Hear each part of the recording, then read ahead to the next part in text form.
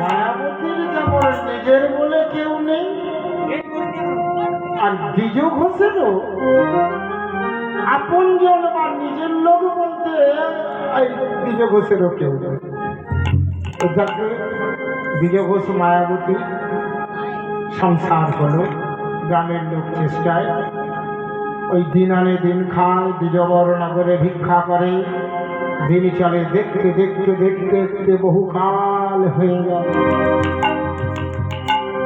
সংসার হলো ঠিকই, কিন্তু লাভ কিছু হলো না। একটি সন্তান লাভ করতে পারল না। তাই মায়াবতী দ্বিজবরের মনে হলো একটি সিদ্ধান্ত চাই,